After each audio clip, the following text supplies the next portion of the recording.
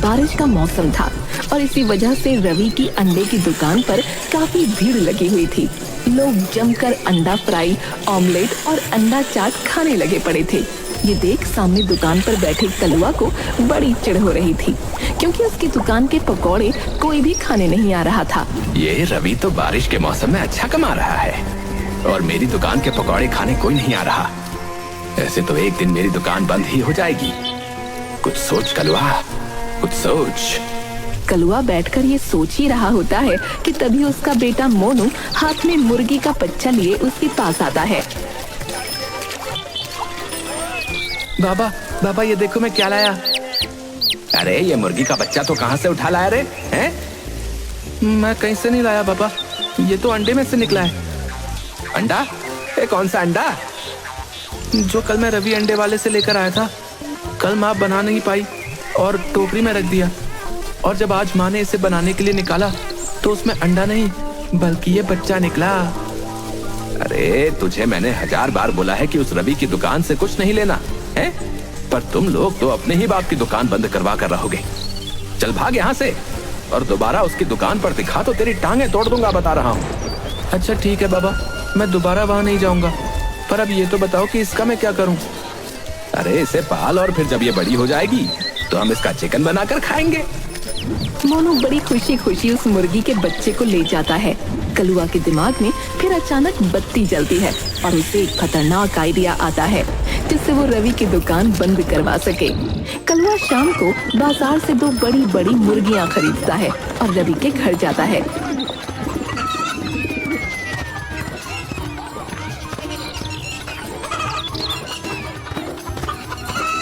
अरे कलुआ, तू ये इतनी बड़ी बड़ी मुर्गी लेकर कहाँ घूम रहा है? अरे आपने अपनी मुर्गियों को ही नहीं पहचाना? हमारी मुर्गी? अरे हमारे पास तो कोई मुर्गी नहीं। अरे माताजी, मुर्गी नहीं पर अंडे तो है ना। कुछ दिन पहले मैंने रवि की दुकान से अंडे खरीदे थे। मेरी बीवी मायके गई थी तो बस उसी चक्कर में रखे रहे, और फिर जब मायके से आकर उसने अंडे बनाने का सोचा तो उसमें से ये मुर्गियां निकल आई। अब इतनी बड़ी बड़ी मुर्गियां छोटे से अंडे से? अरे वो तो अंडों को ताजा रखने के लिए मैं उसमें रोज पानी डालता था, जैसे सब्जियों को रखने के लिए डालते हैं। बस ये अंडे बड़े होते चले गए और एक ही हफ्ते में इतने बड़े हो गए कि इसके अंदर से ये बड़ी बड़ी मुर्गी निकल आई। ये एक मुर्गी 100 रुपए की तो होगी ना? 100 नहीं, 150 रुपए भाई। मतलब 20 रुपए के अंडे से आपने 300 रुपए बना लिए? हाँ बिल्कुल सही कहा भाभी जी आपने।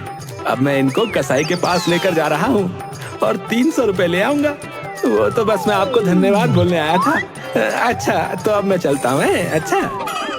कलुआ इतना कहकर निकल जाता है।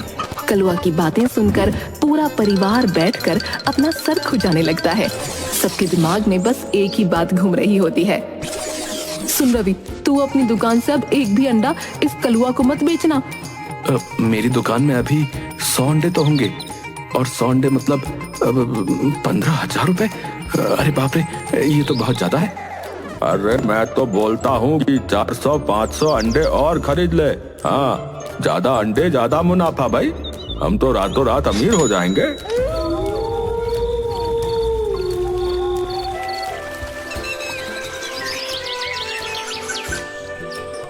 अगले दिन रवि बिल्कुल ऐसा ही करता है। वो सारे जमा किए पैसों से टेम्पो भरकर अंडे खरीद लाता है।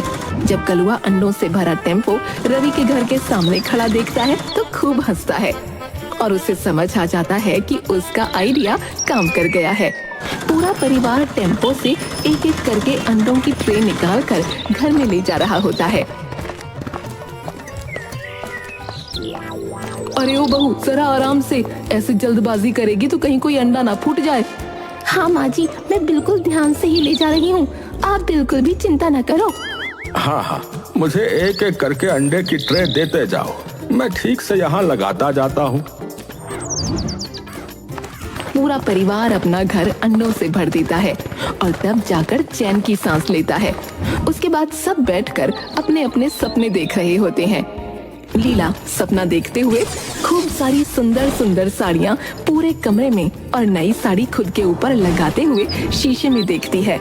शीतल सपना देखते हुए, खूब सारे गहने पहनते हुए।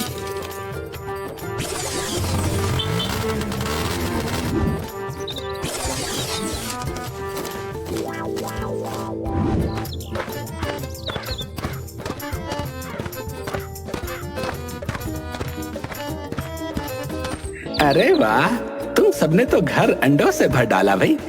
लगता है एक ही बार में माला माल होने का इरादा है, हैं? अरे नहीं नहीं भैया, ऐसी कोई बात नहीं। अरे मैं तो बस बोल रहा हूँ कि ये तुमने बहुत बढ़िया किया है। अब बस तुम इन अंडों को पानी देते रहना है और फिर थोड़े टाइम बाद जब ये बड़े हो जाएं तो इनको फोड़ देना। हाँ ठीक है, हम ऐसा ही करेंगे। अच्छा ये बताओ, तुम दुकान कब खोलोगे भाई? अभी तो मुझे इन अंडों का ध्यान रखना है, तो अभी तो कुछ दिन में दुकान नहीं खोलने वाला हूँ। कलुआ तो ये सुनकर अंदर ही अंदर खुशी से झूम उठता है। वो फटाफट जाकर अपनी दुकान खोलता है और पकौड़े बनाना शुरू कर देता है। रवि की दुकान बंद देखकर सब लोग बड़े हैरान होते हैं। अरे बताओ, आज ये अंडे वाले के दुकान कैसे बंद हो गए भैया? मुझे तो बड़ी तेज भूख लग रही थी। अरे तो एक काम करते ना, वो सामने वो जो है कलवा, उसके पकौड़े खाते। बारिश का मौसम इतना सुहाना हो रहा है, पकौड़े भी बढ़िया लगेंगे। बस फिर सब एक एक करके कलुआ की दुकान पर भीड़ लगा देते हैं। कलुआ पकौड़े बना बना कर थक जाता है, पर ग्राहकों की भीड़ कम नहीं होती। आज तो मजा ही आ गया। इतनी कमाई तो पिछले पूरे महीने में नहीं हुई होगी जितनी आज हो गई है। उधर कलुआ अपनी दुकान पर पकौड़े बेच रहा होता है, इधर पूरा परिवार अंडे में पानी देने में लगा होता है। जीवनलाल, रवि, लीला और शीतल सब के सब बाल्टी भर भर कर अंडों पर पानी डाल रहे होते हैं और एक मिनट भी वो अंडों को अकेला नहीं छोड़ते। जब रात हो जाती है तो एक एक करके सब अंडों की निगरानी करते हैं कि कहीं किसी अंडे में से कोई मुर्गी निकलकर भाग न जाए। काफी दिनों तक अंडों को पानी देने के बाद भी जब अंडों का साइज बड़ा नहीं होता तो रवि कलुआ के पास आ जाता है।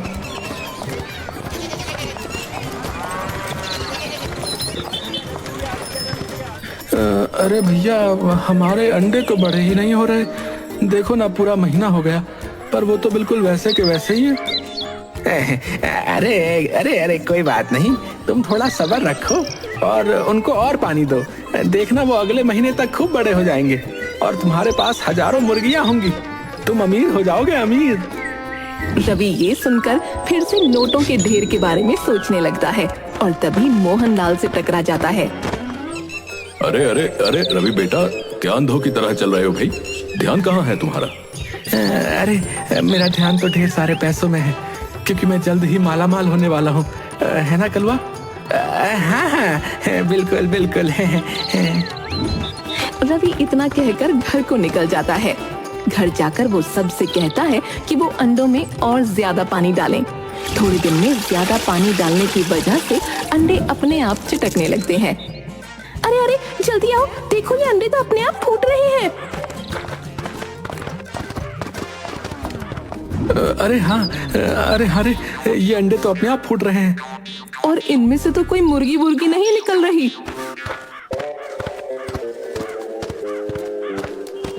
कैसे निकलेगी मुर्गी? उस कलवा ने तुमको पागल बनाया है। वैसे बनाने की कोई जरूरत नहीं थी। तुम तो पहले ही मूर्ख परिवार के नाम से पूरे गांव में फेमस हो और बस इसी का रामलाल ने फायदा उठा लिया। ये अंडे कभी बड़े नहीं होने वाले। ये देखो, ये तो सड़ गए हैं।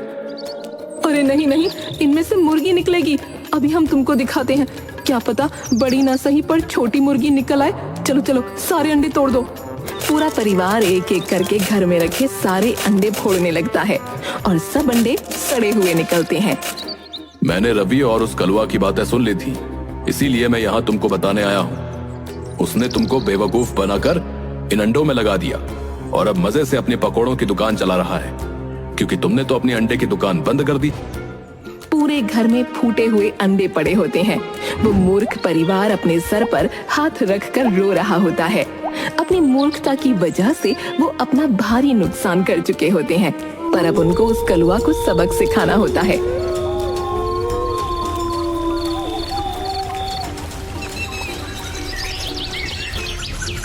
दो दिन बाद बाद रवि एक नकली हीरे की अंगूठी और एक बड़ी सी मुर्गी लेकर कलुआ की दुकान पर जाता है।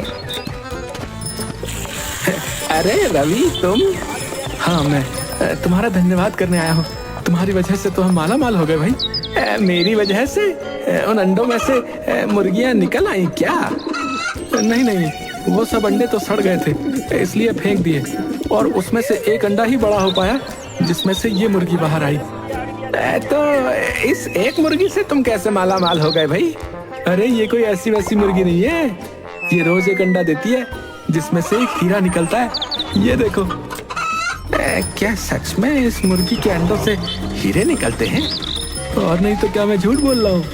आज मैं ये मुर्गी बाजार में सुनार को बेचने जा रहा हूँ। अरे नहीं नहीं, मेरा कहने का मतलब कि वहाँ तक जाने की जरूरत क्या है? तो मुझे ये मुर्गी दे दो, मैं खरीद लेता हूँ। अरे तुम कैसे खरीद पाओगे? वो सुनार तो इसके पूरे 1 लाख रुपए देने को तैयार है। 1 लाख? हाँ तभी तो। खैर चलो मैं चलता हूँ। नहीं नहीं, रुको रुको, मैं देता हूँ 1 लाख रुपए। मैं देता हूँ ना, मेरे साथ अभी घर चलो, मैं तुमको 1 लाख रुपए देता हूँ। चलो।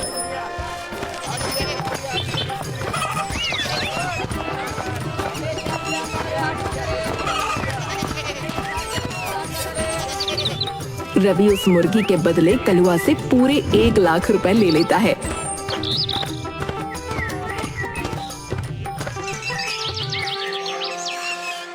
कुछ दिन तक कलुआ रोज देखता है पर वो मुर्गी तो अंडा ही नहीं देती। कलुआ उसे फिर एक जानवरों के डॉक्टर के पास ले जाता है और बोलता है कि उसकी मुर्गी तो अंडा ही नहीं देती।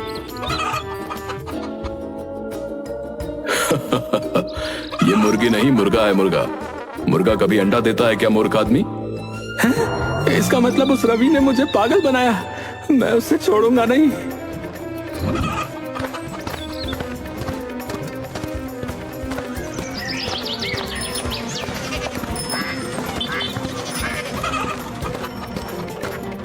कलुआ उस मूर्ख परिवार के पास जाता है और अपने 1 लाख रुपए वापस मांगता है।